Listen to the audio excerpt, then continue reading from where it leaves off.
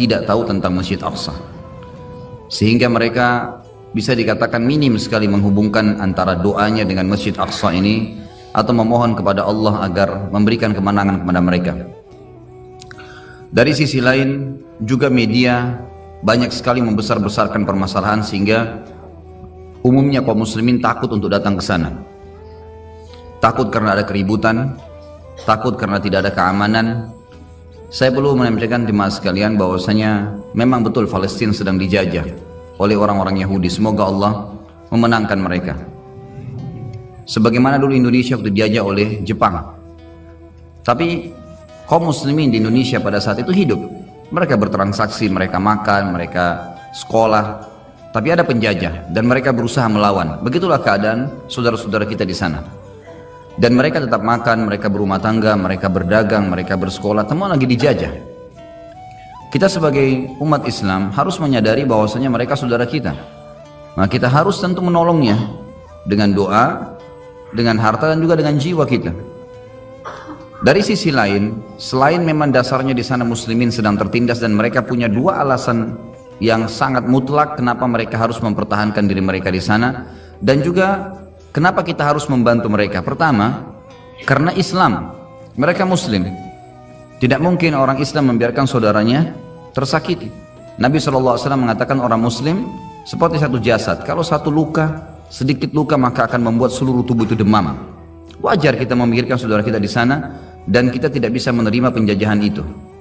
Alasan yang kedua, karena memang asli penduduk Palestina yang sedang dijajah sekarang, mereka orang asli penduduk suku Finiki dan suku Kanaan. Ini dua suku Arab yang asalnya ada memang di Palestina, penduduk aslinya. Jadi selain mereka muslim mempertahankan karena agama mereka dicoreng, maka mereka juga penduduk asli. Orang-orang Yahudi yang datang itu tiba di Palestina pertama kali pada saat memang Musa alaihissalam keluar dari Mesir, selamat dari Fir'aun lalu masuki Palestina. Itu pertama kali orang Yahudi menginjakkan kakinya di Palestina. Jadi sebelumnya sudah ada dua suku asli turunan Arab yang dulunya beragama Kristen. Pada saat suku Romawi atau kebangsaan Romawi berkuasa, setelah datang Umar bin Khattab di tahun 14 Hijriah menguasai Palestina, maka pada saat itulah umat Islam menguasai wilayah itu dan seluruh masyarakatnya masuk Islam kecuali sebagian kecil yang tetap beragama Nasrani.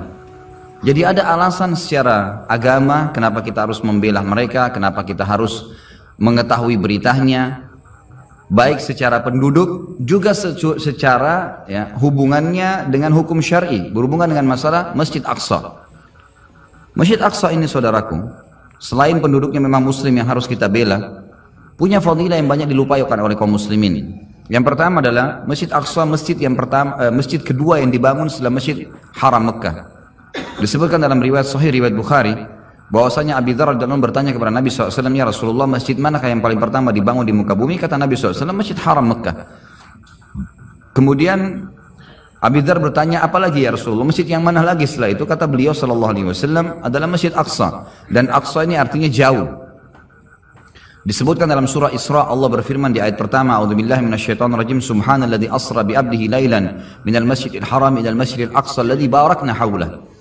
Maha suci Allah yang telah memperjalankan hambanya Muhammad sallallahu alaihi wasallam dari Masjid Haram Mekah ke Masjid Aqsa, masjid yang sangat jauh. Karena pada saat itu jaraknya antara Masjid Haram dan Masjid Aqsa kalau menunggangi kuda tercepat sebulan. Jadi sangat jauh yang telah kami berkahi di sekitarnya.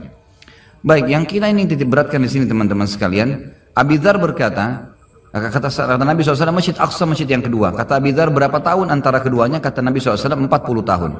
Artinya dia masjid yang kedua. Hadis yang kedua menyebutkan dalam fadilah Masjid Aqsa adalah hadis yang masyhur, yang sahih, di mana Nabi SAW juga riwayat Bukhari bersabda, tidak boleh orang mengunjungi masjid secara khusus kecuali 3 masjid. Masjid Haram Mekah, masjidku ini di Madinah, masjid Nabi SAW, dan juga Masjid Aqsa. Jadi masuk di dalamnya Masjid Aqsa ini. Juga dalam hadis berhubungan dengan masalah itikaf, kata Nabi SAW, itikaf yang paling afdal ada di 3 masjid. Di masjidku ini, di Masjid Mekah yang ada Ka'bah, dan Masjid Ilya atau Masjid Aqsa. Fadilah yang lain adalah hadis Nabi SAW yang berbunyi, Abi Dzar berkata, kami telah berselisih, kami sedang berdiskusi di antara sahabat-sahabat Nabi di masjid, Nabi SAW di Madinah, lalu kami berkata satu sama yang lain, mana yang lebih afdal ya, sholat di masjid ini atau sholat di Masjid Aqsa? Maka Nabi SAW keluar lalu berkata, sholat di masjidku ini 4 kali lipat dibandingkan Masjid Aqsa. Hadis ini berarti menjelaskan Masjid Aqsa 250 kali lipat dibandingkan tempat lain, karena Masjid Nabawi 1000. Lalu kata Nabi SAW, tapi ketahuilah sebaik-baik tempat sholat adalah Masjid Aqsa. Sebaik-baik tempat sholat adalah Masjid Aqsa. Dan akan datang nanti satu waktu, ini seakan-akan Nabi SAW menceritakan tentang keadaan sekarang. Seseorang yang tinggal di sana tidak memiliki tanah lagi kecuali senilai dengan tali sendal mereka. Tali sendal mereka. Dan mereka tetap mempertahankannya karena ingin melihat Baitul Maqdis. Seperti menceritakan tentang keadaan muslimin sekarang. Lalu kata Nabi SAW, ketahuilah tanah sekecil itu pun di masjid di sekitar Baitul Maqdis, sekitar Masjid Aqsa, senilai dengan tali sendal, artinya sangat murah. Tali sepatu kalau kita beli sekarang anggap 10.000 rupiah. Senilai itu pun tanah kita milikin di sana karena ingin melihat Baitul Maqdis, kata Nabi SAW, lebih baik daripada dunia dan seluruh isinya.